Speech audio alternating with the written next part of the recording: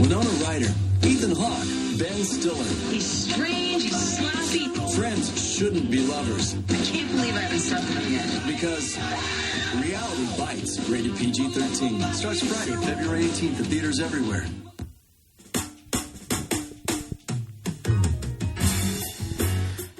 Welcome back to the show, everybody. Welcome back. We had a little week off. We did.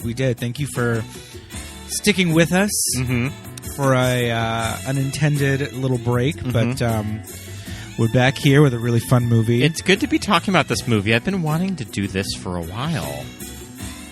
I mean, Yeah. this movie's great. Love it. What are we going to do? Well, everybody out there listening, my name is Pete. And I'm Scott, and these are the movies that made us gay. Yes, indeed. So we had a Instagram vote a couple weeks ago that we had a little hole in the schedule, and we wanted to talk about Janeane Garofalo. Yes. So we had Love Janeane. a story face-off of two Janeane Garofalo movies that we both love. I mean, come on. Reality Bites and The Truth About Cats and Dogs. Yes. Reality Bites won by a landslide. It did. It did. It won by a big margin. I like we both were kind movies. of concerned. We didn't know which one was going to take I it. kind of thought it was going to be close. You did. You thought it was going to be very It started close. Yeah, it so started close. we appreciate all of the followers that really stand hard for Truth About Cats and Dogs. We will get to it eventually. Yes. We absolutely will get to it. I mean, it is a classic. It may not be. I mean, it's definitely the underdog, if you will. I mean, it definitely informed my future in podcasting too. Oh, absolutely. I mean, Because Janeane I is definitely this, always wanted to radio be. host. I definitely always wanted to be Abby from The Truth About Cats and Dogs that had like a radio show. Yeah. And I guess right. this is the closest that I've got. Hey, we're sitting. You know, we're not in a booth. This is not. Carrie Bradshaw and Just Like That with this professional podcast in like an office building. But I mean, hey, we got a good little I setup. think we're closer to Dr. Abby Barnes. But that did not win. The Truth About Cats and Dogs. You know, it was our Janeane Garofalo like roundup. We wanted to do a Janeane movie, and what we ended up doing is skipping a week between two Winona movies. This is very true. Not on like that was not intentional too. Unintentional, like mini Winona Film Festival. And you know, Janeane Garofalo. I mean, a part of the first ladies of the movies that made us gay, because she appeared in our very first episode. Yes, where we talked about Heather she Mooney and is- Romeo and Michelle. She is. Yeah. Heather So it's Mooney. like her, Lisa Kudrow, Mira Sorvino are Yeah. just very Yeah. special actresses connected to this podcast. Yes, definitely. And so we put the vote out there. The listeners chimed in. Our Instagram followers, thank you so much. If you are on Instagram and you participated, We got to do the votes more. It's fun to do love it. It's fun to do an actor or an actress in sort of Yeah, a face-off face-off. movies, Yeah, kind of like what we yeah. did with Kirsten Dunst a few years ago. The Kiki one was amazing. Yeah, that was that like was a huge that was a lot of bracket. work. We had Yeah. like an Excel sheet for that. Spreadsheets going on. This is just two movies, but I mean, Janeane is like. She's so cool. She is my all time. She's like my coolest, like older sister. I'm a comedy icon. I just want to have lunch with Janeane like once a year. You remind me a little bit of Janeane Oh, Garofalo. well, of the little that I know about just Janeane as a person. Sure. She reminds me of you a I lot. would enjoy having a meal with Janeane and sitting down and not even catching up. I feel like we wouldn't need to catch up because she's a very private person, but I feel like we would indeed talk about things that we both mutually dislike. Yeah. Things that people are wearing, the music industry, what have you. So, But, we I love Janeane. ended up Reality Bites won the vote. Yes. So Reality Bites, a little some housekeeping, directed by Ben Stiller, written by Helen Childress, released February 18th, 1994, an early 94 movie. Yes. Yes, very early 94. You know, that's the thing about this movie. It is so quintessentially 90s, Yeah. right? It is very quintessentially Generation X, even though I think Ben Stiller and Janeane Garofalo are very, very much on the cusp of that. Yes. I mean, I think Janeane was probably around 28 when she made this movie playing a 21-year-old. Yeah. And I think that she said in interviews of that, like, she likes the experience of making reality bites, but she said it never connected to her as it does most people that come up to her. Right, and she thinks that it's just the age difference of how old she was when she made it. She often says in her act and in interviews and all that, when people say that you're like this Gen X poster girl, and she often says that she's probably a little too old to be Generation X at all, does that make Janeane Garofalo a boomer? I guess. You know, do we have to put labels on each and every person? Yeah, exactly. And that's Not sort of my necessarily. thing of when people get really defensive about being a millennial, being a boomer. Yeah. Generation X just sort of sitting in the corner, like not having it. I'm somebody that I just know that we're just all people, and we just relate to certain things differently. And kind of when I revisit a movie like this, because this is a movie that I revisit it every few years. What really struck me on this viewing is, of course, it is quintessential Generation X. Like, you can't escape that. But I think that what makes this movie work is that it's also just a really great movie about young people. Yeah. That I think that regardless of where you fall on that spectrum, you can walk away from this movie still relating to it. Right. Is this movie kind of a template for something like Friends? Sure. You know, which jumps on the scene a year later. And I want to even say that, is it Martha Kaufman?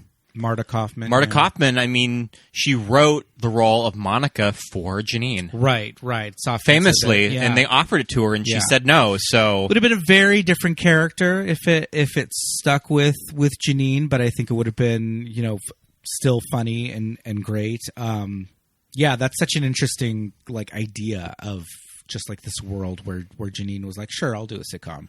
And it lasted. And we talked about it on our Scream episode, but there's something about Courtney Cox and Janeane Garofalo that supposedly Scream came across Janine to be Gail Weathers.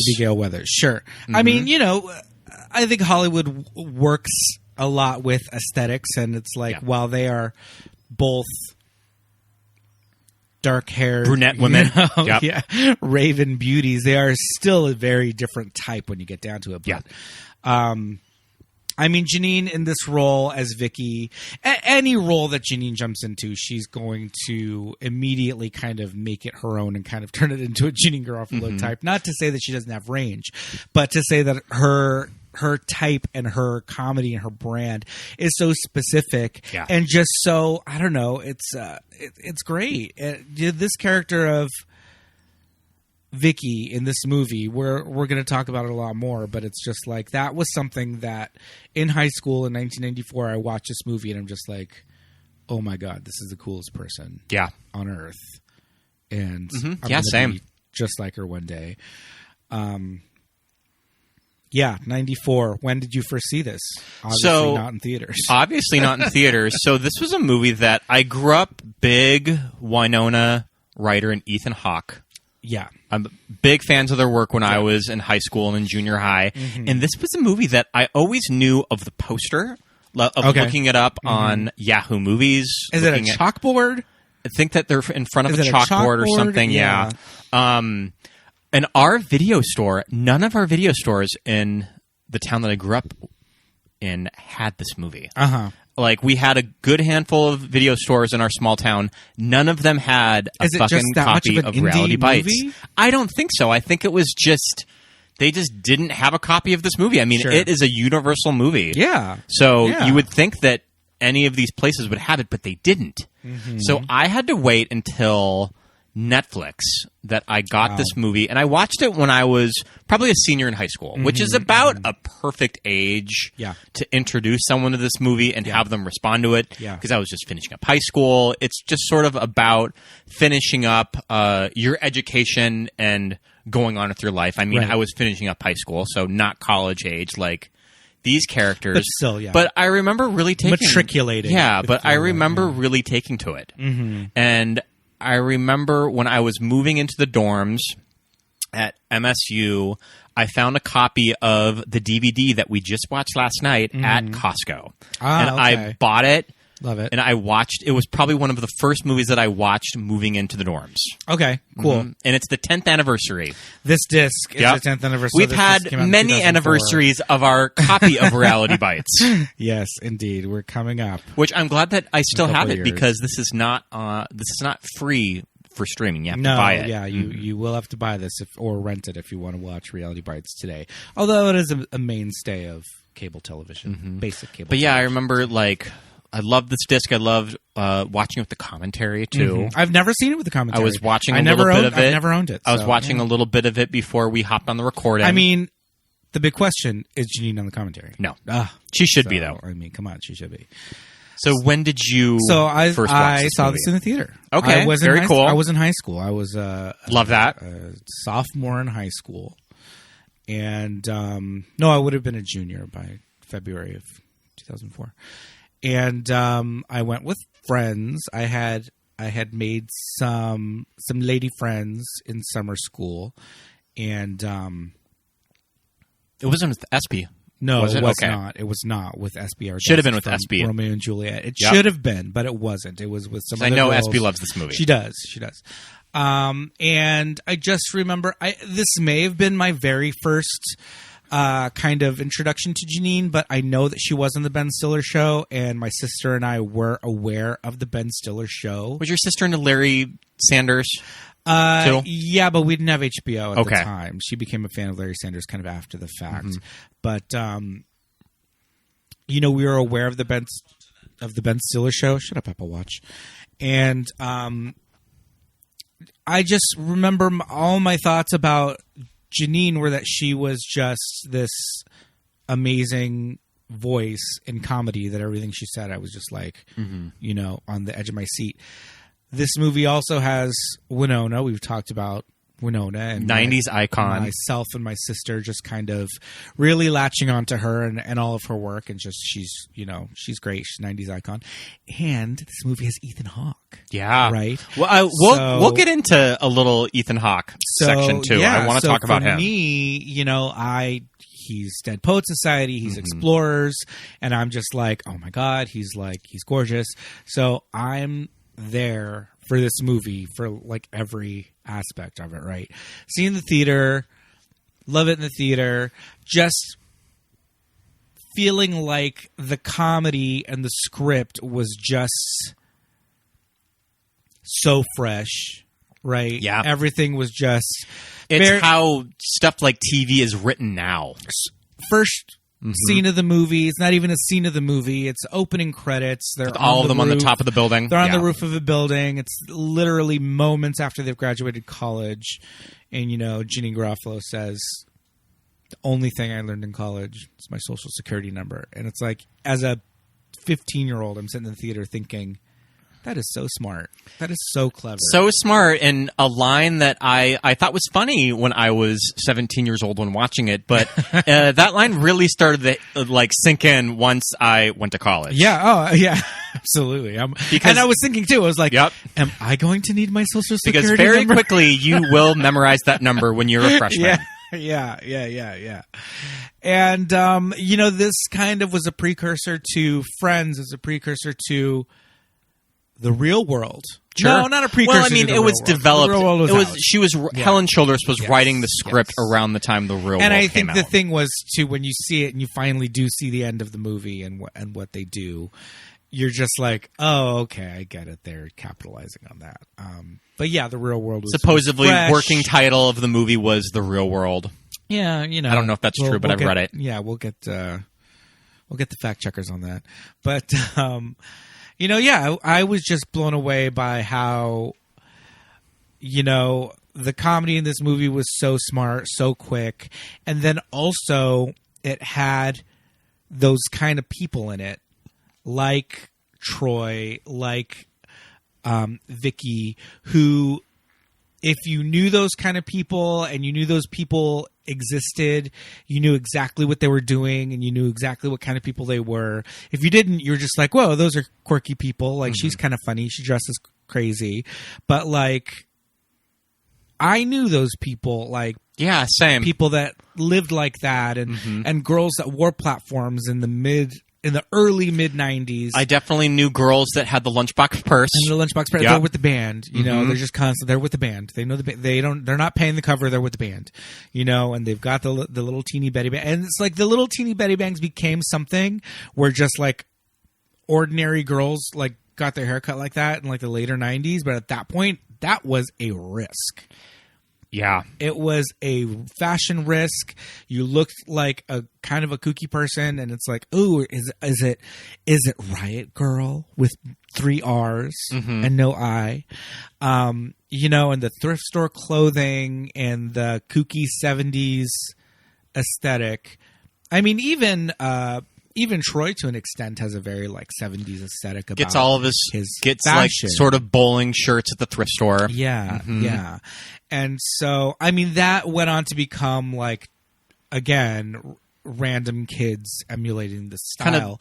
But at that time, it was very, it's very avant-garde. These are the cool kids. I mean, right? I just grew up. wanted to be them. I always talk about growing up in a small town, but Yeah. I mean, I guess that everything gets to rural America pretty Yeah, late. But when trickles down. my sisters were young in the mid to late 90s, I mean, they definitely did shit like that. Yeah. So yeah. it was just sort of like trickling down to Yeah. just like the rest of America. Yes. What yes. everyone cool was doing in the early 90s. Yeah. And I mean, even Lainey to an extent. Lainey is not the Winona Ryder character. She is not just kind of like, she is an all-American girl, but she's not exactly like shopping out of like the Delia's catalog, like with her doily dress later on. I would like She to. wears, like, I think that Winona brought that dress to set. I'm sure she yeah, did. because You know? that definitely looks like her style. When she goes on her first date with Michael, Benson, when she goes on her first date with Michael, we'll talk about that a little bit later, but even that outfit, it's just like a very like a loosey goosey kind of cardigan and just like a button up front, like kind of a shirt dress kind of a thing, and like again like a chunky shoe, very, and this haircut. Lainey is still very much like this indie cool girl too. So it's like the only person, and we haven't even talked about him yet. I want to talk about Steve Zahn. Oh, we'll get into him. I was definitely the Steve Zahn his wardrobe of my choice. friend group. I maybe didn't quite dress as square as this character, no. but definitely I was this person. Yeah. But again, this is another reason that this movie is so kind of refreshing, especially to teenagers, young people at the time. There's a gay character in this movie that we don't really find out explicitly that he's gay for a while. I mean, they say it in the Do they say opening very credits. early on? She says, if we can get at least 2 Oh, women on the yeah. Supreme Court justice, we can get at least one on you, Sammy. But you could also take it to be like he's just unlucky with Sure. the ladies, right? But later on in the movie, they do explicitly state he is gay and he has a coming out journey. Kind of and things that I think were in the original script that when Ben Stiller came on board, he chose to make the focus on the 2 other guys. So they sort of had to pare down Vicky and Sammy. That it's there in the movie, Yeah. but I think that it's something in the script, in the original script, that they might go into a little more. But it is Yep. there, and especially for a movie of this time period, it's so like eye-opening and just another reason for kids or for like gay kids or for anybody to kind of like latch on to this and be like, I want to be friends with these people. They are the coolest people on earth. This is the first time I ever heard "Don't Bogart" that anything, but in regards to like smoking. yeah. That's the first time I'd ever heard that. If I could bottle the sexual tension between Bonnie Franklin and Schneider, I could solve the energy crisis. Excuse me. Don't bogart that can, man. I mean, she's saying it kind of as a joke, but still, it's like not being part of like stoner culture at like 15. I was just like, okay, that's hilarious. And I think that we've talked about this before when we've watched it, but just sort of the scenes like that of bottling the sexual tension of Between Bonnie Franklin and Schneider? from From One Day at a Time. One Day at a Time, of just sort of these pop culture references that you don't really see a lot in movies. Yeah. Before this. Yeah. First of all, sidebar, it is hilarious to refer to them as Bonnie Franklin and Schneider and not like Mrs. Romano. But I feel like that's how we would. That's how you would But I say feel like it. that's how you would say it. Yeah. Because he's Schneider. Like, no one knows his actual name. This is an actor that, like, his actual God-given name is, like, lost to the ages. He is Schneider. End of story. And but she's Bonnie Franklin. You know, she's Mrs. Romano on the show, but it's like, you know, he is Schneider. But you're right. That absolutely did become a thing again with Friends. Mm-hmm. I think Friends really tried and successfully, but to bring in this element of like, remember that, isn't that funny? And definitely something that was in Joss Whedon's writing. Yes. On a show like Buffy. Sure. Mm-hmm. Yeah. It's there. It's everywhere. It's gone on to, you know, Seth MacFarlane has made a career out of it. Yeah, exactly. You know, just like, remember this existed? So do I, and we're going to talk about it, you know? But you're right. Before that, I feel like nostalgia... It's not like how you see it today. Well, the thing is, it's like people from the 90s and beyond, after a certain age, it's like we talk about nostalgia, we talk about things, and it's gone on to become like a cottage industry or whatever, but like we can mine humor from it, all that. But before that, I feel like... I mean, I guess that boomers weren't really talking about shows like Leave It to Beaver or Dennis the Menace. Right. And, you know, now that stuff it's like a little bit more of a kitsch thing, you know, and John Waters can do it, and it's campy. You know, Mike Myers does it, and it's campy, but it's I guess that you saw nostalgia in other ways, like movies like Grease. Yeah, I guess you didn't really see it incorporated into character dialogue. Yeah, in and movies and TV, and it was more of a just kind of like love letters to these things, or else, like I said, when people like John Waters or Mike Myers do it, it's a little bit more of a campy kind of a, you know, reminiscence of things like that, you know, but. When it's like a 90s, like, you know, quote unquote Gen X thing, it's just because it is a part of our like DNA, because it is what raised us, and we were raised on. Say, like, kind of commenting on Gen X as these latchkey kids that were just kind of put in front of the TV as their parents were at work. Yeah, and so this group of like white kids in Houston can sit around reminiscing about good times, you know, and it's like. They remember, and that's their past. That's their shared, you know, identity, is remembering every single episode of Good Times. I love because we all watch. I Good love Times. that you're such a fan of Good Times that you noticed that the opening title for Good Times was different. That was different. It was not the real song. If you watch this movie, they show Good Times. The clip is real, but the intro song, I was like, that is not Good Times. I was always very.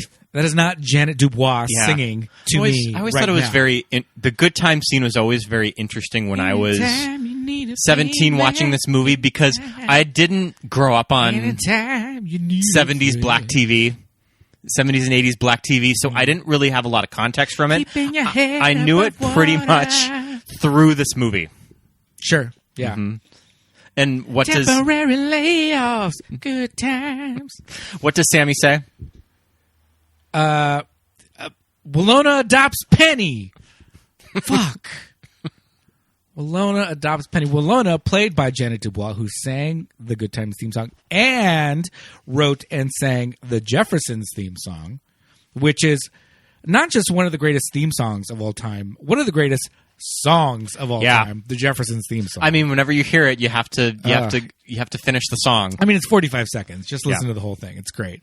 Janet Dubois plays Winona on Good Times, and Winona is like the wacky neighbor. And later on, she goes on to adopt Penny, who is played by Janet Jackson. And Penny needs adopting because her real mom on the show is played by the actress who is Tootie's real life mother, who's also an actress.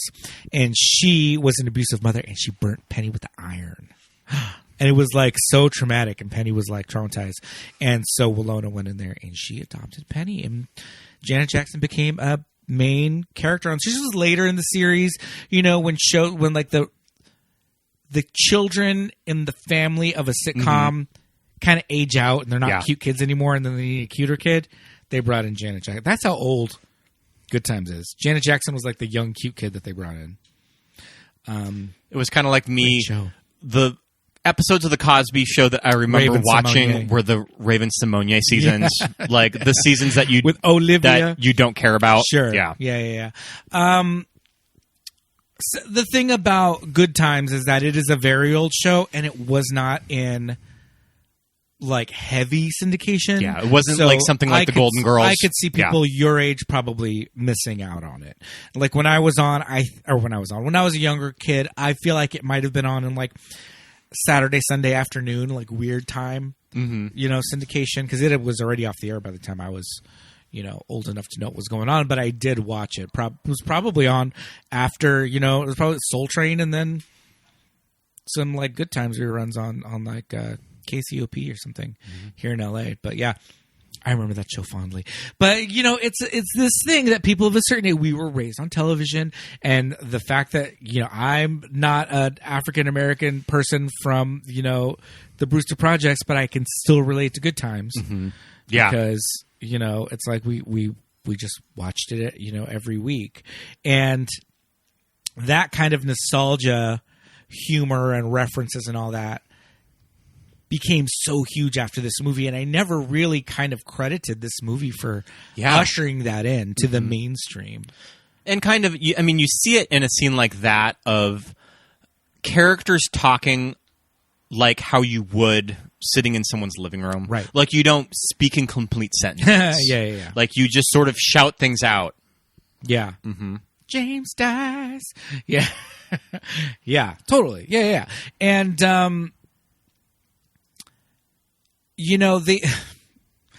there's some interesting stuff about how dated this movie is, but just their kind of ideas of where they should and shouldn't be at this point in their lives. Yeah, they've just graduated from college, so they're about 22.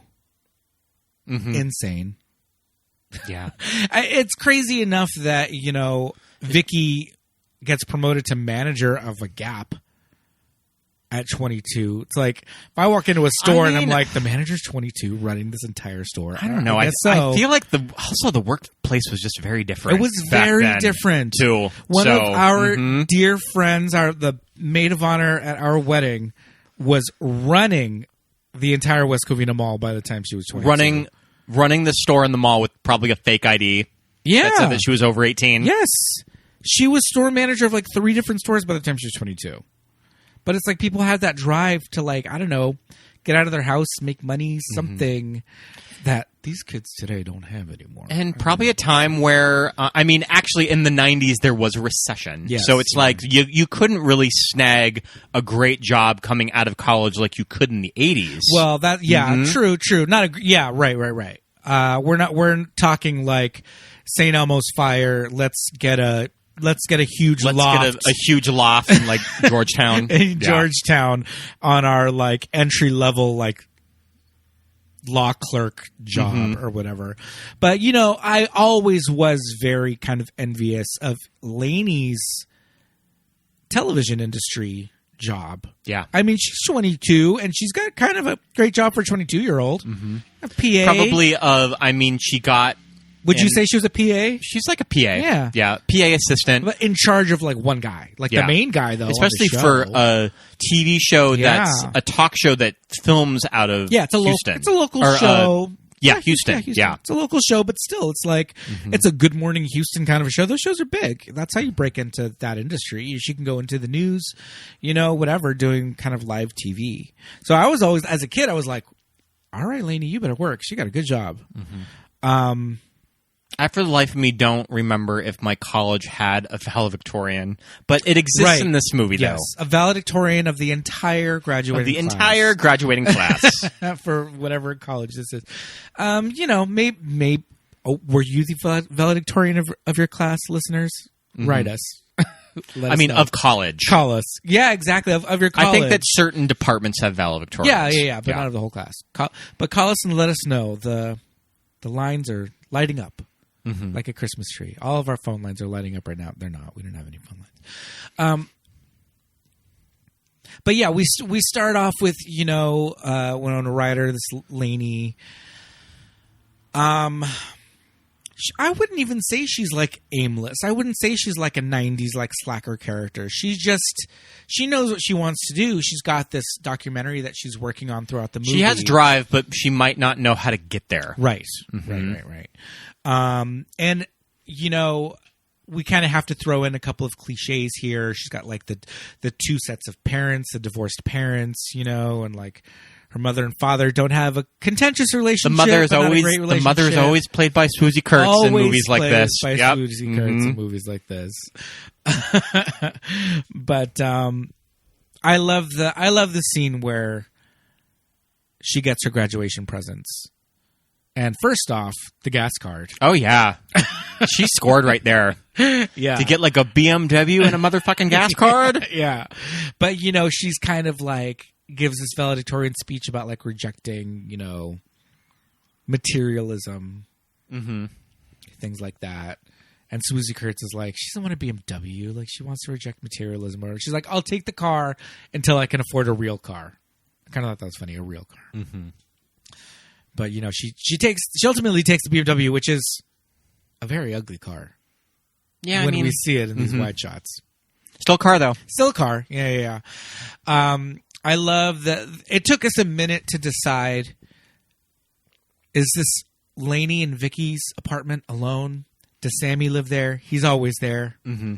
Later on in the movie, she finally does say, what are you even doing here? You don't live here. To Sammy. But their cool apartment. Troy has to move in because he's fired from his job at the newsstand for stealing a Snickers bar. Yes, yes. And Troy.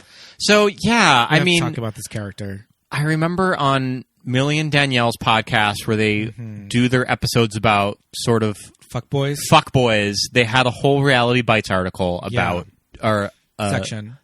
They had a whole Reality Bites episode about Troy. Mm-hmm. I have definitely known me some Troys, and I have to say that I've been friends with people like Troy. Yeah, and there are things about guys like this that, yeah, like you do sort of gravitate to them, of just sort of being friends with them.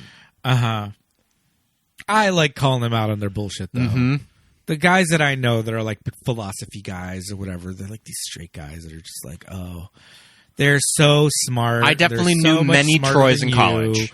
And it's interesting relating to them, like, as a gay dude, talking to these, like, straight, like, philosophy guys that just fancy themselves the smartest person, like, that they know. You can usually see through their bullshit pretty easy. Well, that's the thing. It's like, as like a gay guy, they don't really feel like they need to, I don't know, be as performative around you or whatever. But yeah, I always find like calling them out to be a little more fun. And Troy is pretty close with Sammy.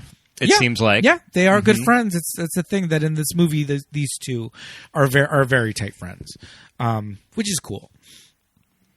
But yeah, just the idea is he has to move in with them, for the length of this movie, to get the ball rolling or whatever. And one of the very first things he says is like, when Laney says like, oh, I don't know, like, I don't know if that's allowed in the building. I don't know if it's allowed in the building. He's like, well, it's not like Mr. Roper's gonna. That shit right there is like, all right, gold. This is genius. Mention Mr. Roper, and I love the movie. Yeah, that was one of the. I specifically remember being in the movie theater, 15, laughing out loud at that. So do we want to talk a little bit about Ethan Hawke? Yeah. I don't think we've ever had an Ethan Hawke movie on the podcast. I mean, both of us have guested on Harper and John's podcast about Hawkeyes. Ethan Hawke. Yeah, Hawkeyes. I did Great Expectations, and you did... I did Valerian. Mm-hmm. But yeah, so we've been on other shows talking about Ethan Hawke. Classic Valerian. Mm-hmm. But I remember having... I mean, and I still do. I still have a huge thing for Ethan Hawke. Oh, yeah, of course. That I remember watching the movie Gattaca when I was a kid and just being infatuated with him. Yeah. Thinking that he was so cute. He was such a great actor. And just, it's been really interesting to follow his career. Yeah. all of these years later, I loved the before movies, before sunrise, before sunset, before midnight.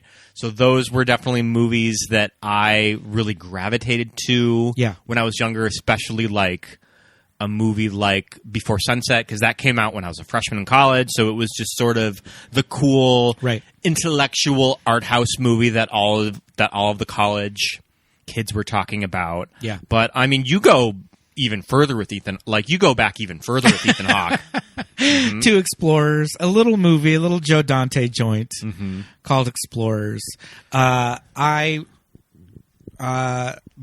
dad took me to see Explorers, took myself and my sister to see Explorers, and I tricked my mom into taking us to see it again, not telling her that we had seen it already with my dad. But I was like, I need to see this movie again. This is the story of my life. I will be building a spaceship with my two friends very soon. I need to be taking notes. I need to be taking notes for when I do build my spaceship with my two friends in the creek behind our house in the woods, which did not exist because I lived in Boyle Heights in Los Angeles. But I was very, very young, probably 6 or 7 when Explorers came out, and there were like 15 in this movie. Obsessed. I mean, we got River Phoenix and Ethan Hawke in the same movie, and I'm like obsessed with Ethan Hawke, right? Dead Poet Society comes out years later. Dead Poet Society back. Also, I mean, He's back, baby. Big deal for Huge deal. Ethan Hawke in that movie. Yes. Ethan Hawke's adult career, it's like he's very interesting. Never been like super A-list, never been like this prestige actor, but just I mean, he has like 4 Oscar nominations. Yeah, though, so I know. He's done quite well for himself. Totally. 2 are in writing too. Yeah. But and he's training like all these things. It's like big movies, but I don't know, something about him just never. It was in a high-profile relationship with Uma Thurman in the 90s, too. Yes. After Gattaca. God. Yeah. So it's just weird to me. I don't know. I just have this idea in my head that maybe he just like doesn't get a lot of respect in town. But you're right. Multiple Oscar nominations. His career is really interesting because contemporaries with River Phoenix, they were born the same year. I think they're both born in 1970. So River's career after Explorers kind of shot up, and Ethan had to go back to school. Yeah, and I remember reading that Ethan sort of took that very personal. Yeah, of that I've failed.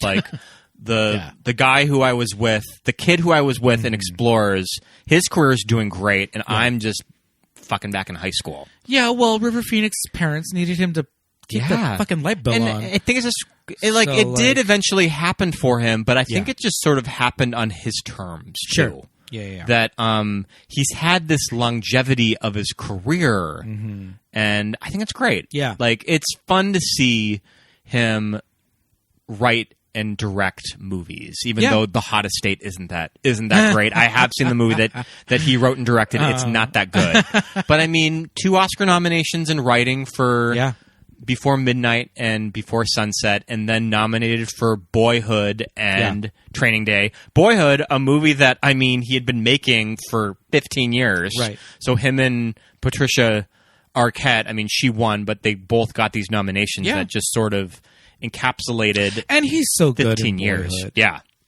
Like, I really take to their 2... I mean, obviously, they're like this stand-up performances, like this kid. He's great and all, but he's a kid. Like, what... We're not there for him. Yeah. We're there to see the dynamic of these two, like his parents and their relationship and their separation and all this stuff. And he's so good in it, and he's got these Ethan Hawke has cool movies under his belt, like Gattaca and the Before series and all that stuff. He's got like really fun, cool shit. I mean, he has that crazy vampire movie, Daybreakers. Oh, sure. Yeah. So he does sort of go into genre like The Purge and...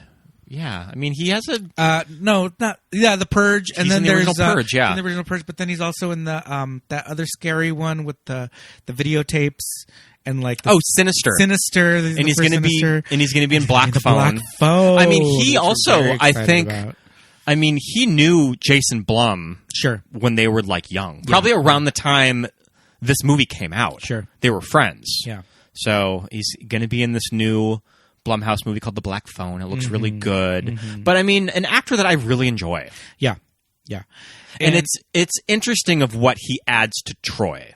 That I think there's a little bit of Ethan there. It's a little bit of that he's creating this early 90s. I mean, Fuckboy wouldn't have been in the public consciousness. But I mean... The thing that at the time, the big keyword here is slacker. Yeah, slacker. Right. Sure. And they only say it once in the movie, and they don't even say slacker. She says, you're going to turn this house into a den of slack. Yep. Mm-hmm. But even that is like a more like clever roundabout way of saying slacker, which is very like Friends. Yeah. Like making up other little terms for like bigger like buzzwords or whatever. But yeah, he's playing this like quote unquote slacker role. And he's playing it to a fucking T, first of all. He's so mean. Like, he just can be so mean to Lainey. Like, he knows exactly what's push her buttons. Say to her to push her button. And she just... I love, too, that Lainey doesn't just sit back and take it. She fucking yells at him. Yeah. A lot. She can throw it back. Yeah. She yells at him a lot in this movie. Like, all she does is just, like, scream at this guy. And, you know, Vicky and Sammy are just like, all right, everybody, like, let's calm down. Let's go for a walk, whatever. They just have to step in each time. But, yeah, the relationship is very... I mean, I think it does split a lot of people to this day, like, where she goes at the end of this movie. Yeah, are you team Ben? Or are you team Ethan? And I think today... I don't think I'm either. I feel like I'm very much like... I'm going to be hanging out with Sammy and Vicky. Yeah, just go hang out with Sammy and Vicky. Like, fuck everybody else. Like, Michael, I don't know. We don't have to cut him out completely. Let's still get that check. Right? Yeah. Let's still get that check. Let's work on the show on, you know, licorice pizza or whatever they want to call it. And get our check from In Your Face. Is it called In Your Face? It's MTV with an Edge. MTV with an Edge. Yep. But don't cut this guy out of your life. He is, you know, she needs him for what she ultimately wants to do with her career. But she doesn't need to be with him. Mm-hmm. And I feel like she can still be friends with Troy. But I don't think she needs to end up with him. Yeah. Right? Mm-hmm. I don't know. And I think a lot of, like, our gal pals... She can have it all. Do our gal pals agree? Well, what does Moran say about this? We have to check in. Oh, we need to... I mean, I feel Carla. like... We need to ask Carla and Moran. I feel like they would all say in the heat of the moment, they're probably picking Ethan Hawke, and then they're regretting it probably a week later. Yes. Yes. All that time she spends pining for him when he's at his dad's funeral. Oh, we're going to get to that. But, you know, Troy he's a slacker. He looks like Ethan Hawke, so forget about it. It's like the floppy hair. Floppy hair. Yep. Like the baggy, dirty clothes. He's in the band. He plays the acoustic guitar in the band. He's just dreamy as all get out. And playing kind of against this type, the opposite, is the director of this movie, Ben Stiller. Mm-hmm. Right? Yep. And this was one of the first... I think this was the first time I'd ever seen Ben Stiller. Yeah, I mean, he had done the Ben Stiller show, which kind of got him the directing gig. Yeah. And then they were working on the character of Michael. Yeah. It kind of sounds like when Helen does interviews that the character was kind of unresolved, that they just needed to work on the character. Sure. And then when Ben said that he wanted to do it, they kind of wrote around... Yeah. That casting. Right. And this is the Michael that we got. Yeah. And it's good casting, you know, he just plays this like uptight in a very Ben Stiller way, you know. And again, this was something that at the time I was just like, his delivery is just killing me. Chef's kisses all over the place with just his like manic kind of Ben Stiller kind of delivery. And he's giving the like business suit, listens to rap music in I think his he also convertible. I think he also drives a BMW. A BMW. Yep. Yeah, and he's got like the 90s like Jonathan Larson like white Arsenio Hall like haircut, you know. Which at the time you're just like, sure, this is a normal haircut. And now you look at it, you're just like, what is going on with this hair? But I mean, probably also just sort of a young person who was an executive around this time. well, that's the other thing Yeah. too. I don't feel like Michael is like 23. He's like late 20s. He's gotta be, like, I think he's late like 20s, 27, 28. Yeah. But has done very well for himself Yeah. in corporate America. Yes. Yeah. And this is the point where we are discussing: is In Your Face TV based out of Houston? Yeah. Do they just have like a hub there? What's going on? Because MTV was famously based out of New York. I mean, I guess like CNN offices. based out of like Georgia, Yeah. although I don't know if it was always based out of Georgia though. Oh, it So, was. It was always Okay. Atlanta. Yeah, that Ted Turner connection. Yeah, they were always out of Atlanta. But I mean, you know, whatever. Why couldn't they be out of Houston? But yeah, he's got, and like, you know, it has those very like 90s kind of like technology kind of jokes where like he's got the headset phone Yeah. in the office and it's like, oh, am I talking to you? Am I talking to the phone? Like, That's Dr. Zayas from Planet of the Apes. the Dr. Zayas from Planet of the Apes, yeah. But it's like, you know, the first we've got the crazy tech joke with his headset and all of that, and they do something similar on Friends when Monica's on the speakerphone or Monica's on the video phone with Favreau. Yeah. You do a similar like, oh, I'm not talking to you, I'm talking to somebody else kind of a thing. But yeah, he's got his little bit of nostalgia too, you know, and he's got that with Dr. Zayas. I feel like that kind of stuff, it's very like, I don't know, it was kind of brought in with like Letterman, I guess, and then like even more so with Conan, that kind of like remember Planet Dr. of the Zayas Apes from is funny, yeah, from Planet of the Apes? Yeah. That was a good time.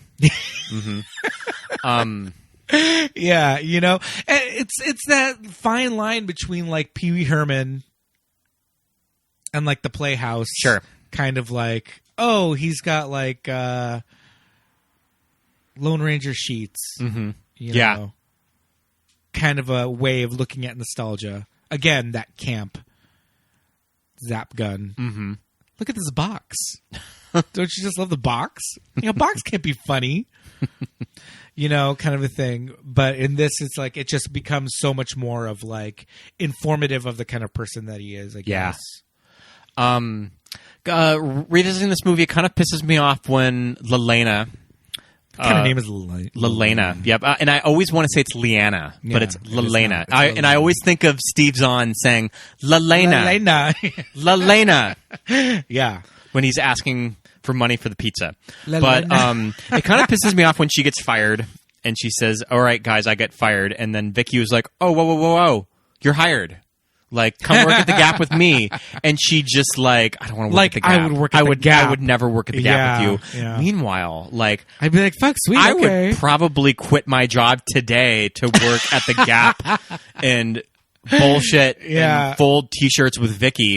Like, I would do that tomorrow. If Vicky's your manager at the Gap, she's the store manager, and she's your roommate, fuck yes. Yeah, I feel like the amount of times, like the amount of job applications that I submitted to the Gap in like my teen and early 20s years probably like destroyed a rainforest. Yeah, I never liked that either. Because it's like, that's not her field. She wants to stay in like television production and all that. But I mean, she eats her words later on because she's wearing clothes like she works at the Gap. Well, not only that, I mean, she applies to be a wiener dude. Yeah. I think just sort of the choice of Vicky working at the Gap is kind of brilliant because we all remember the alternative girls like that did have jobs that were very opposite from their personality of just sort of working in retail. Yeah. Of that. Or like, just when you worked in the mall, you saw that like all kinds of people work there. It's like Vicky probably tried to work at Tower Records, and they weren't hiring. But yeah, they're just not always so hiring. she just had to settle for the Gap. And Vicky is also the type of girl that when you're like 18 years old and you're just starting out working, that you work with a coworker like this. Yeah. And you just really want to like gravitate toward them, like towards them. No doubt, Yep. no doubt. But there's also that person when you do work in retail, and especially in a mall, and you see people who are just like, they're fun, they're like really cool, you love hanging out with them, but when it comes to the job, they're like They take it very, very serious. Zone. It's like all of the managers that you see at places like Hot Topic. Yeah. That look just really into it. Yeah. And their management, and they're making like kind of good money, and like they drive like nice car for like somebody who's 23. They like have like a nice car, and you're just like, you bought this guy? Did you work it? What the hell? And it's just that mindset that just something switches in their brain when they're at work, and they look at that giant wall of T-shirts or folded jeans or whatever, and it's like the Matrix in their head, And they They're have a just vision. like- Yep. or they get that planogram from corporate. They know exactly and how it just goes all together. starts dancing together. That is not my brain. I know that's not your brain. We are not that person that gives two flying fucks about. We'll do it at the end of our shift. It's done. But that girl is like, boom, I'm here. I'm in it to win it. And I'm going to be the manager of the Gap, store manager for the region, you know, blah, blah, blah. And it's just like, they get that shit done, man. And it's like, cheers to them, because that was never my calling. Yeah. But they get shit done. And Vicky, like, knew how to do it. But she also had that other side of her life, which she was just like, would you call Vicky promiscuous? I wouldn't even call her promiscuous. Yeah, I mean, that's the thing about, like, revisiting this movie now when you look at all of the dates of the book. I mean, it just looks like a pretty average 20-something girl to me that just likes to have sex. We paused her book, and it was she averaged 2 guys a month. So the character of Vicky likes to sleep around. Like she enjoys her some menses, and she just has, and she's like kind of conscious that she keeps track of all of them in a book, in like a notebook, just kind of keeping track of all of the men that she's been with. And it was and it was in the 60s. Her number was in the 60s. I would imagine for a straight girl that's very high. Yeah. For a straight guy that's very high. Well, and also like a pre-Sex in the City world where you didn't really see a lot of portrayals of women's enjoying sex. I don't even want to say sleeping around, because that's like that has like a negative connotation to it. Yeah. Yeah. You know, I always remember there's an episode of Roseanne when Jackie is talking to Bonnie Raitt's husband, who she eventually marries on the show. I forget his name on the show. But he asks her, like, how many men have you been with?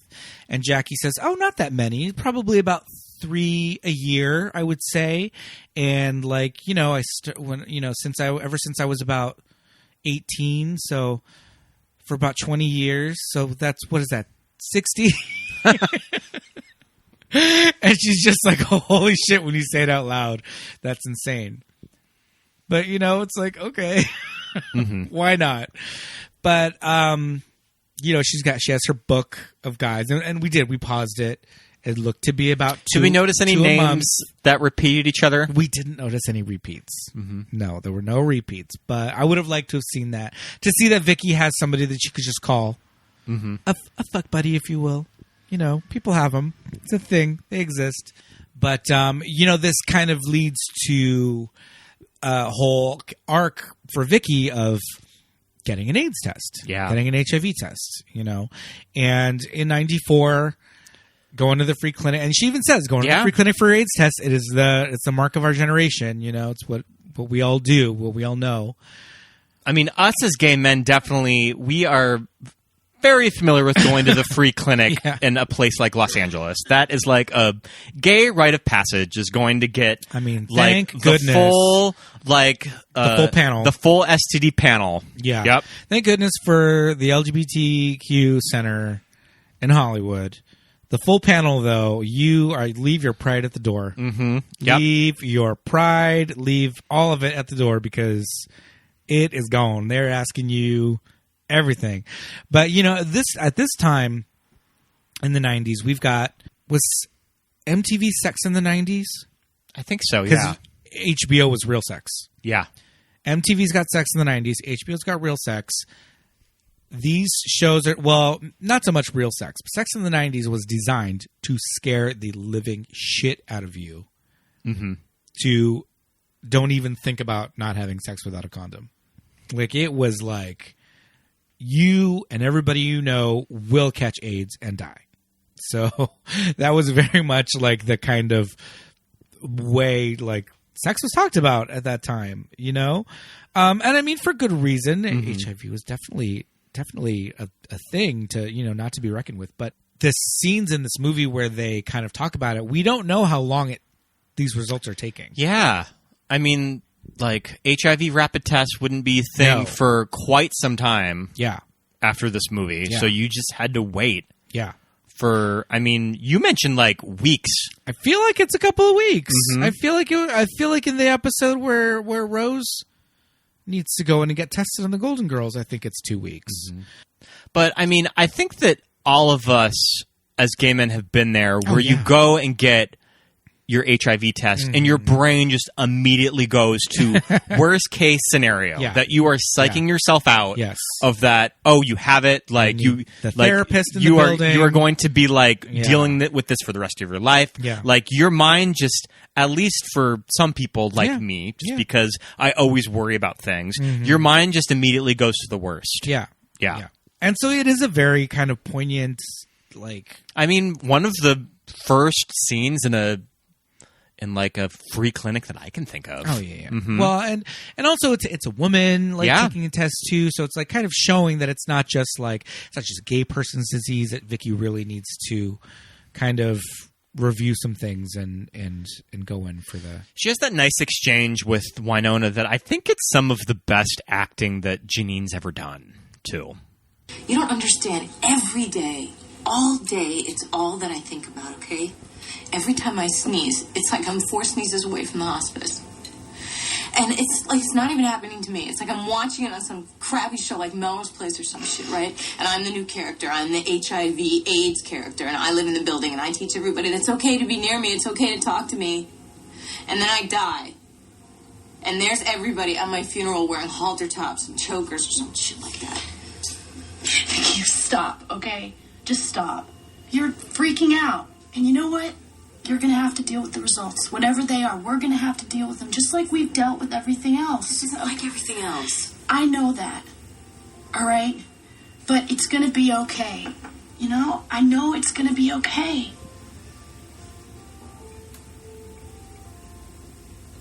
Melrose Place is a really good show. I used to quote that a lot. Fucking Melrose Place.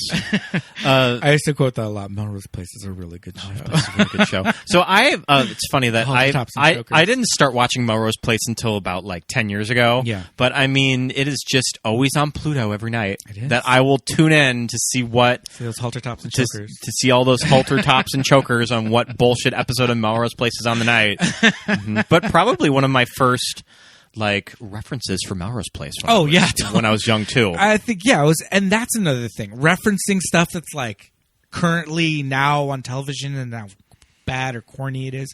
Like, just all that shit is just like so fresh and like so just a new kind of humor that we take for granted now, but it really kind of was brought in. I mean, if we're talking out of our ass and you're just like, no, they would do that on like Benson or whatever, like let us know, but I don't think they would do that on Benson. Steve Zahn's character. Yeah, let's talk about Steve Zahn. Yep. Sammy. Mm-hmm.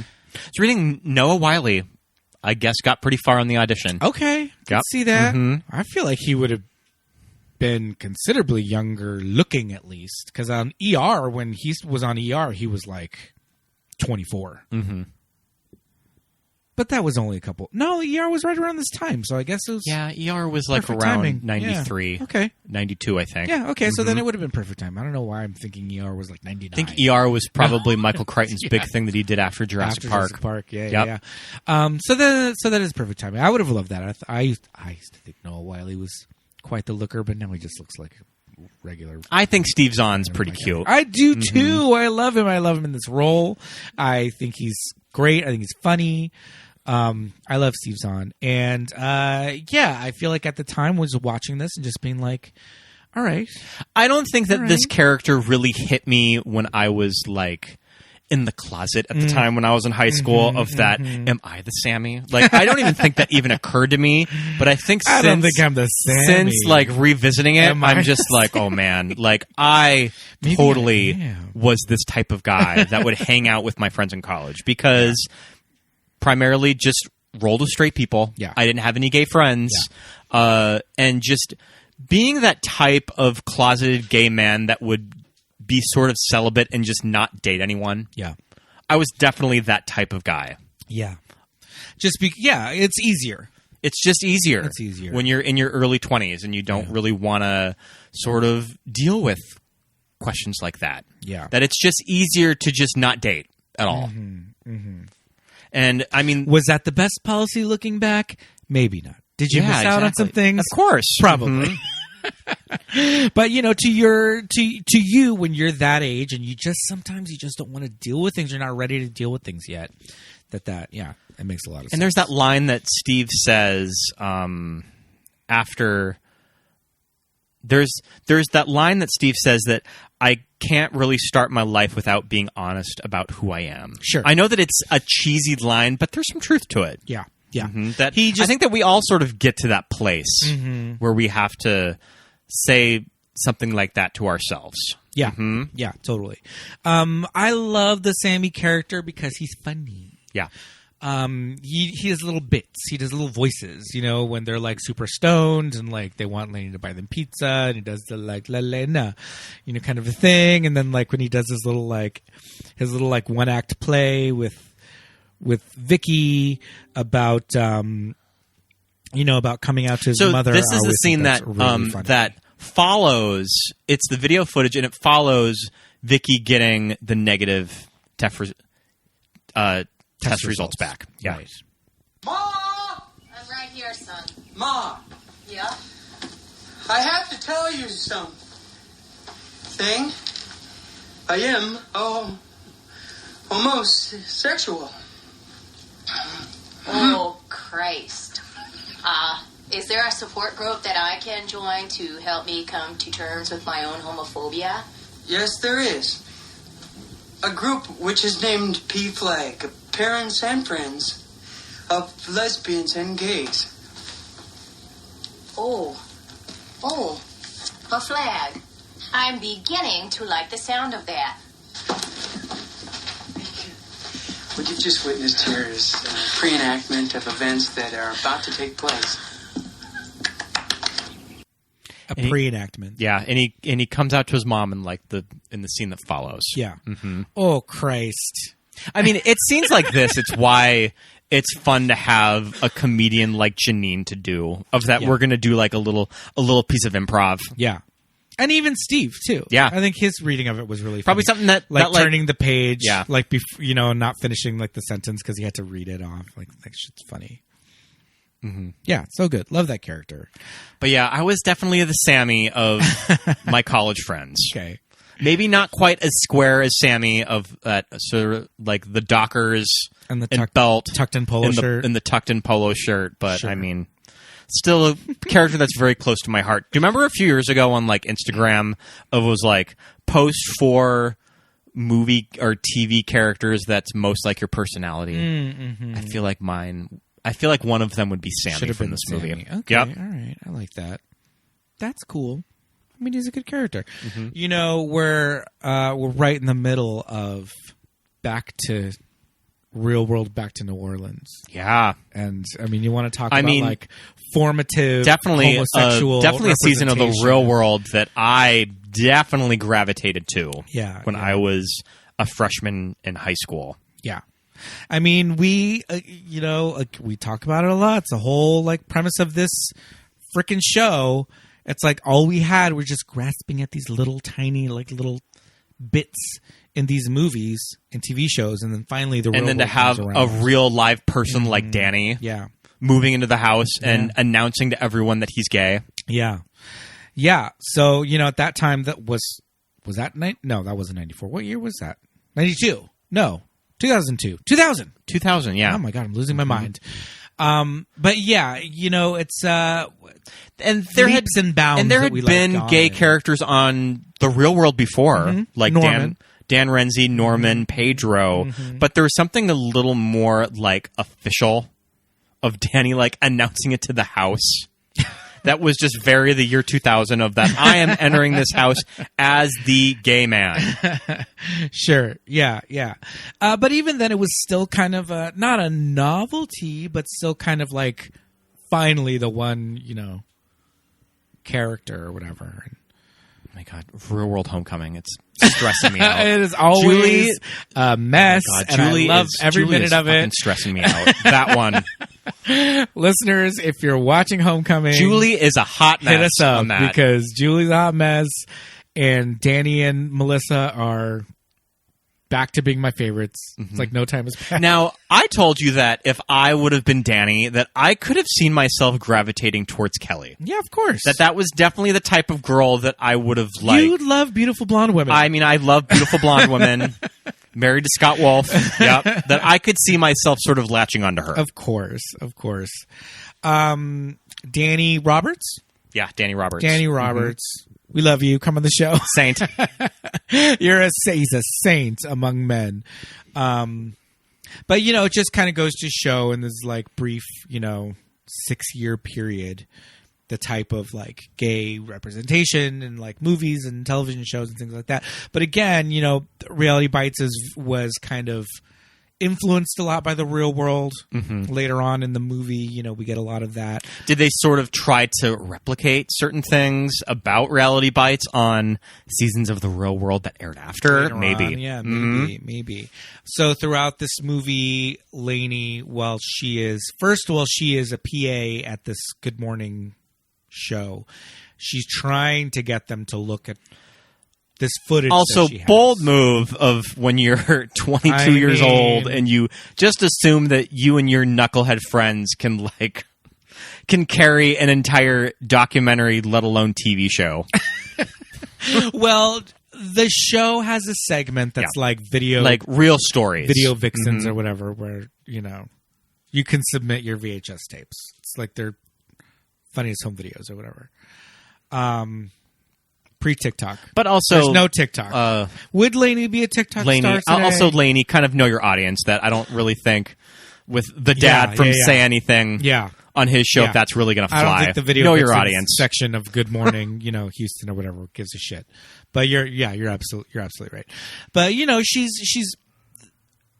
she is attempting to create a documentary. We keep pronouncing her name wrong, and I guess it makes sense because it's a weird name. Who? It's Lelaina. Yeah, what are we saying? I think you've been saying something different. I've been saying Lainey. Lainey. They call her Lainey. Oh, they do? Okay. Everybody calls her Lainey in the movie. Yeah. Lainey. At least, they call her Lainey. Don't worry about it. She's doing what she knows, right? She's going to make a documentary. She's going to do it about, her friends and all that. And it's I guess that's just a very, 22-year-old type of thing, just assuming that your entire life is fascinating, and why wouldn't everyone else want to but also find out about you? She's not going to, I don't know, she's not going to go to do it on Rwanda or anything like I guess she could do it on homelessness or something, but I don't know. It is kind of a little vanity project. But she's making it a little bit more verite, and it is very much of the 90s. We're going to talk about the real issues that people my age are facing, broken homes, dad's leaving. Dad's leaving and then dying of cancer. Mm-hmm. So you have to kind of forget all of that and feel bad for him because he's dying. Mm-hmm. But, also like coming out stories and, going to the clinic and all this shit. So I was reading on Wikipedia that the real Troy ended up suing Helen Childress about her mentioning on the commentary that I based all of these characters off of my friends at the UFC film school or something. So he ended up like taking her to court over it. And because of what she said in the commentary? What she said in the commentary of that, like, I based my friends on people that I knew. Oh, wow. And there is an alleged real Troy out there that ended up taking her to court. And he didn't quite like that? Yep. Oh, no. Why, though? Which I would imagine that Troy is a character that is like a serial killer. That is like a collection of numerous people, too. Yeah. So you can hardly kind of have it to one person. Yeah. Oh, come on. Yeah. But yeah, I read that today. Interesting. Mm-hmm. All right. Interesting. Yep. But, so throughout the whole movie, she's putting this together, and we see so much. It's and she's talking with Michael that they're going to be working on this with in-your-face television. Right. That this is finally like the audience and the format that she wants to present it to the world. Right. And what I was going to say was, throughout the movie, we get a lot of the camera POV. Mm-hmm. And we see footage as she's shooting it, in these edited together in the scenes of the movie.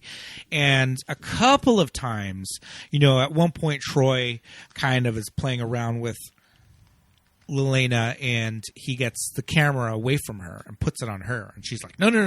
Like, she's like, no, I don't want to be in front of the camera. I want to be telling this story, And finally, when she does have her little meet cute with Michael, they eventually start a relationship, and he's just like, hey, this is, and I think with the best intentions. Yeah, definitely. He's like, this is a great idea, and your raw footage that you have and what you have put together, it shows some promise. It can really go somewhere. Yeah.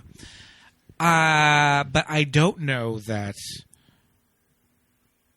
what she had, like, no transitions and no titles and none of that stuff. But, that's where she kind of got the shaft from, in-your-face TV. Yeah, how do we feel about the sizzle reel of her show? I mean, it seems like the first 5 minutes of episode 1, or if it's going to be a movie in however many parts, it seems like this is the opening to me, and it's like, pretty corny. Pretty corny, but I mean, I would still watch that. Oh yeah, I would still watch it. Watching the shit out of that. Yeah. It's clever the way they take her footage and they're like, we can make a real world out of this. Mm-hmm. We can make this our real world, and just the editing things that they do with like getting an image and like whitewashing it and drawing over it.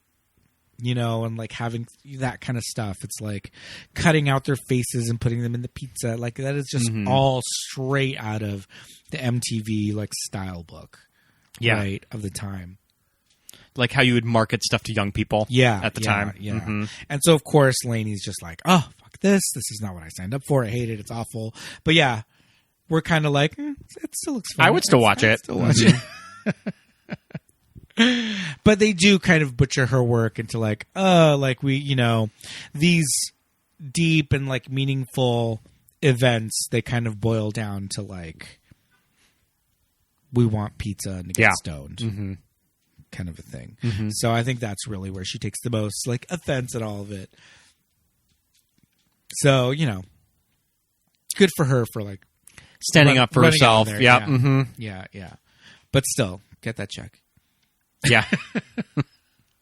There has to be something in there saying that like I need to like get final cut. You need final cut. Or I something. mean, or like we got to make some compromises. Yeah. We maybe can't have the I want pizza, but I mean maybe we can find some middle ground. Yes. So another big scene in this movie, or kind of a gag, a running thing in this movie, is the gas card. Yeah. And using the gas card at the little convenience store. Because, I mean, I love any movie that there is a subplot of Psychic Friends Hotline. Lainey, when she's going on some hard times, turns to, the Psychic Friends Hotline with the help of Latoya. Yeah. Talks to a psychic. I love that part of the movie, of that just sort of the low point of... But even before the mega low point, when none of them had any money and it was even too late to go to Domino's, they go to the convenience store and buy a bunch of shit, like... Just charges it. Things of Diet Coke and potato chips and Evian, and just charges it on the gas card. And it's just like... that was like the stupid shit that you would do when you just had... no money or whatever, or just like, all right, we're gonna figure something out. We're gonna go grocery shopping at this convenience store and just charge it on Dad's gas card. And like this final shot after the Big Maestarona scene, where it's like the wide shot of the empty gas station and they're in the window of the convenience store, and it's like this like starry sky. That's their only effect shot in the entire movie. Too. It's like it's there. Is this the like 90s? What is that famous? Is it Nighthawks? Oh, I don't know. It's that famous painting of like that diner. Oh, sure. Like in a corner with the two people. Okay, in it. Now I know what you're talking about. Yeah. We should also like our 90s answer to Nighthawks. Yeah, we should also mention this movie is shot by Emmanuel Lubezki. Like great cinematographer, like has like 3 Academy Awards. This was his first English language movie that just sort of probably got him to bigger jobs, like working with Alfonso Cuarón in A Little Princess. He ended up... What did he win for? He won for, I think, all Inarritu movies. I think that he won for Gravity. Inarritu. That's Cuarón. Birdman. Okay, so... Gravity with Cuarón, and then he won back-to-back Birdman and The Revenant. Okay. Okay. So, yeah, he's a huge cinematographer out of Mexico. Really knows how to light actors, too. Like, the lighting in this movie is beautiful. Yeah, definitely. Especially a lot of the indoor stuff in their apartment. There's a lot of windows. In their apartment, so there's like a lot of like sunlight coming in, and a lot of them being lit, like especially in Lelaina's bedroom, and when she's on the phone with the Psychic Friends hotline, sitting here chain smoking, those pajamas are your uniform, you are in the bell jar. You are in the bell jar. Great line, great delivery. Love Janeane.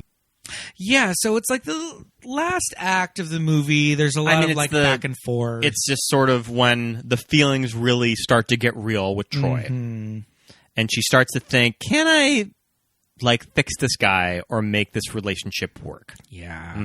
That's the thing. It's like Troy, he's not beyond fixing, but it's like, it's not your job, girl. Like, this man is not worth it. He's just a dipshit right now. He's got to work that out. Do not. Troy might be okay in like 10 years. Yeah, that's what I'm saying. But it's like, I'm not saying give up on him completely, but don't make it your mission to fucking fix his ass. 'Cause it's like, but it's also like 94 Ethan Hawke, so I kind of get it.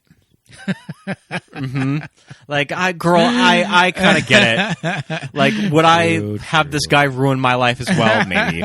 Would I risk it all for this dumb shit? Possibly. Yeah, you're right. Even though he wears like really baggy white boxers, as those guys tended to do. But the last act is a lot of like back and forth. A lot of back and forth. Tensions with both the guys. Who is she going to choose? Yeah. Their scenes together are fun because Ben Stiller, again, he's giving that like classic Ben Stiller kind of mensch, kind of like pent up, what is your glitch? Anger. Yeah, what is your glitch? Love it. And Troy just plays it so much like anything that Michael says, Troy's just like, what? Shut up, idiot. Until that moment where he says like, "Oh, she doesn't need blah blah blah," and Michael says like, "Oh, you don't know what she needs," or whatever. Or wait, what is the line? Does Troy say you don't know what she needs? I don't know, but Michael throws some line back at him, and it's just like, "Ooh, burn!" And it's like the one time that he's like, "Oh shit, he got me. He got me." But all of the scenes at the concert venue, coffee shop, bar. I think it's a bar. It's a bar. Reminds me a lot of Singles. Yeah. And we've been talking about how we need to revisit Singles. It's been a very long time since I have seen the movie Singles. Very different tone. Different vibe. It's Cameron Crowe. More of a Crow sort of thing. So it's not quite as funny. Yeah. For me. For me, I just, Cameron Crowe scripts are good. So I was reading that apparently Singles did not make a lot of money when it came out. No. And it was why studios initially did not want to fund this movie. Sure. So they were going back and forth with studios. Ben signed on to it. They thought they were going to make this movie independently, have to raise the money, and then they get a phone call when they're scouting locations in Houston. Winona Ryder read your script. She wants to do the movie. Universal is going to fund it. Yeah. So this movie, like, once Wino signed on to it, just sort of fast-tracked it with Universal. Yeah. And that just goes to show of her power at the time. Yeah. Of being a young leading lady, that there was no one like her. Yeah. Of that when she signed on to your movie, it was guaranteed to be made. Yeah. Yeah. Wino, man. That's Winona. Mm-hmm. And it's one of those things that's like, I can't really see anybody else in this role. Like, so like perfectly her. I mean, there were people like Bridget Fonda, but we were just mentioning that she had just done Singles. So it was probably something a little too similar. Yeah. Yeah, totally. I think this movie's a lot more successful. It's a little smaller. It's a more intimate of a movie than I feel like Singles just has kind of a bigger scope that it doesn't need. Yeah, and again, it's funnier. I mean, to me, it's like that's always going to win me over. It's just it's a funnier script. Yeah. Is there any sort of like last thoughts about Reality Bites that we haven't covered? Let's see. There is the little bit at the end when we find out that once she has chosen Troy and kind of she just sort of leaves Michael and like, I'm not gonna take my documentary with you. Yeah. Sorry about it. This relationship didn't work out. Yeah. And what does Michael do with his experience with this woman? Yeah, they do. They dramatize it, and they do like and it's Karen Duffy, not Angie Harmon. Not Angie Harmon. I always make that mistake. No. Not Angie Harmon. It's Karen Duffy, Duff from MTV. I always remember her from Blank Check, and she's also in Blank Check. Yep, where she falls in love with the 7-year-old. Yep. And he's 12. Oh, she falls in love with the 12-year-old. And Evan Dando from the Lemonheads, who you may remember as doing the cover of Mrs. Robinson, as Lelaina and Roy. And there's even a fish tank to make it even more real worldy. But it's a funny little bit at the very end. It's like perfect. And that Posey song is playing. Which one? Going, Going, Gone. We haven't talked about the soundtrack of this movie. This soundtrack was huge. I think that's the button that we've got to go out. Yeah, we need to finish. We need to finish with the soundtrack. Yeah. I mean, I listen to this soundtrack all the time. I love the fake David Bowie song by World Party that we started the episode with. Yes. The Not Young Americans. Yeah. Yeah, I mean, the soundtrack was a banger. It had like iconic shit on it. And of course this song.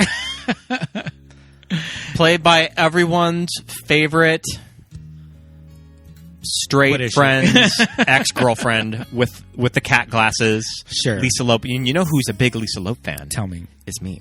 Oh. I love the Lisa Loeb tracks that no one talks about.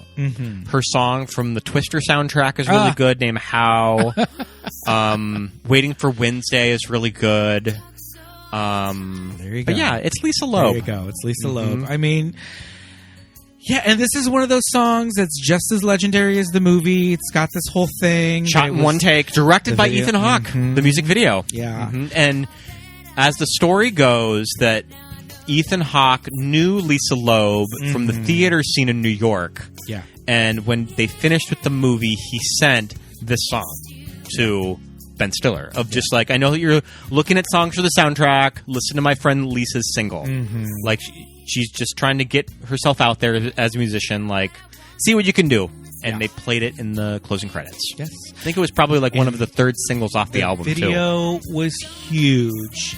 It was a cultural phenomenon. Cute little kitty cat in it. Touchstone of the 90s again. She's wearing this, like, velvet cap sleeve, like, mini dress. And she's got, like, the stockings and the chunky heels and, like, the cat eye glasses. Interesting song because there's not a traditional chorus in it. But that's what makes it that 90s kind of, like, girl rock story song. Yeah. You know, You get kind of like the stay that bookends the song.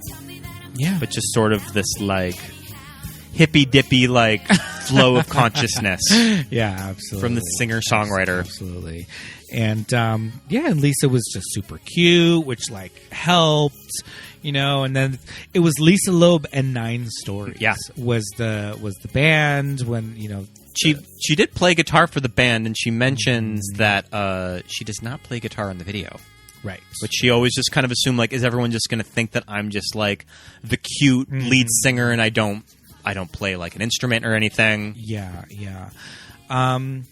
But yeah, the whole Nine Stories is like the J.D. Salinger connection. You're just like, oh, how cool, you know. So yeah, they were every like teenager's kind of like cup of tea. But yeah, the soundtrack was, I mean, it's up there with like great like movie soundtracks. With just especially these songs that like kind of stand at a the test time of in the time. 90s where to help market your movie, you would issue out a soundtrack. Yeah, I mean, something that, I mean, you can sometimes find playlists now on iTunes and Spotify, but I mean, it was a big deal at the time to have a movie soundtrack with like big singles on it. yeah, totally.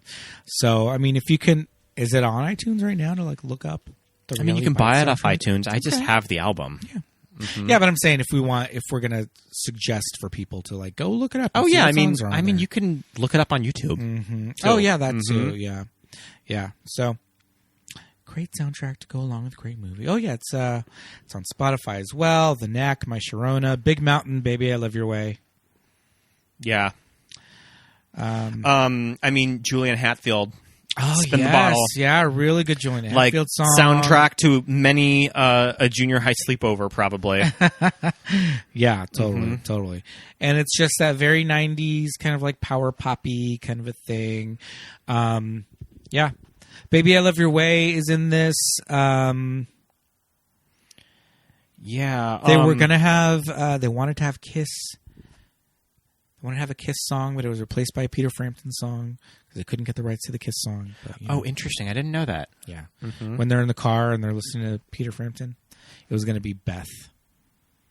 Oh, wow. Be Beth by Okay. Kiss. Well, that's what Stiller wanted, Sure. which makes a lot of sense.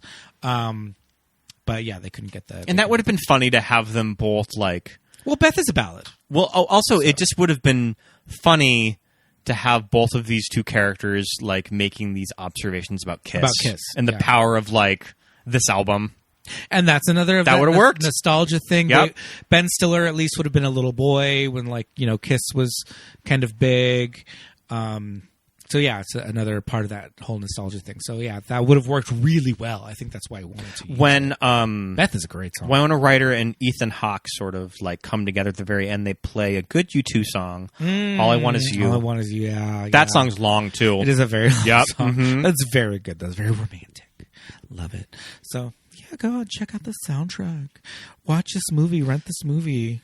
So much fun. Yeah, I mean, this movie rocks. It's Reality Bites. Definitely a movie that I've been meaning to get to for a while. We saw this at Hollywood Forever. I was not with you. Oh, I think that I was in Montana or something when you went.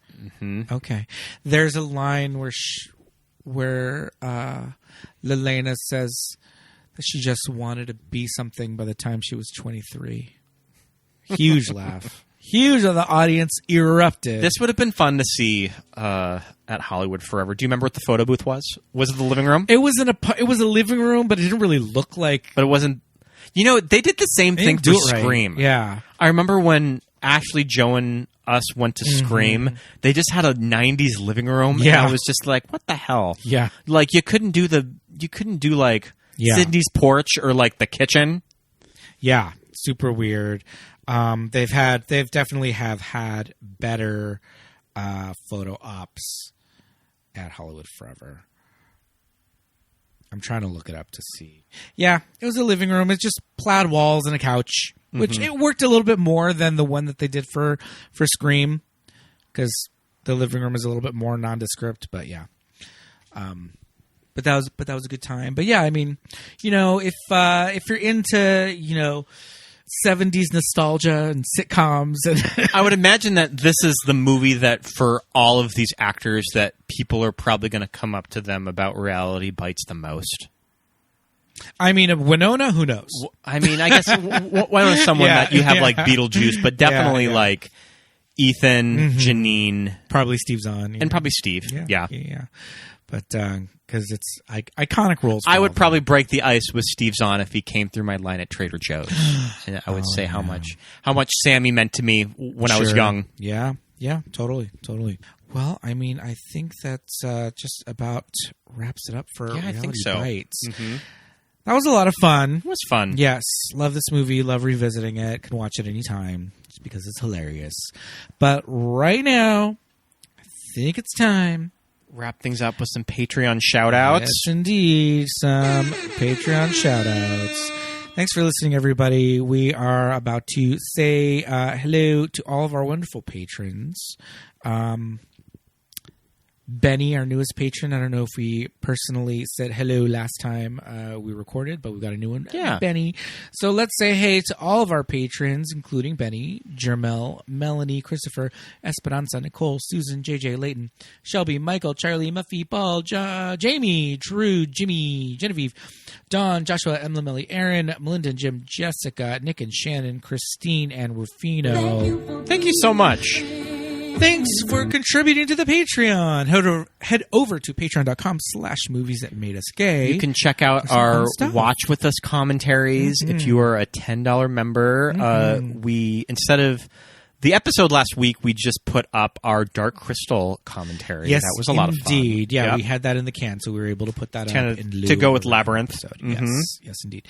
So, yeah, check out all the different tiers that we have and all the different supplemental things that you can get over on Patreon. So we would love it if you could contribute. Any little bit helps, and thank you so much. It keeps the show up and running and, keeps the that RSS feed out there for all of you to listen.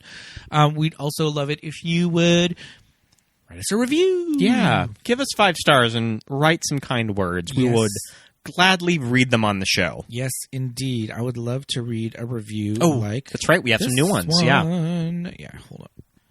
All right, here we go. Let's get to some brand new reviews. We always say we're going to read the reviews on the episode, and so here they are. So this is from Apple Podcast user JMT88 miles per hour, 88 mph. This is Apple Podcasts out of Great Britain.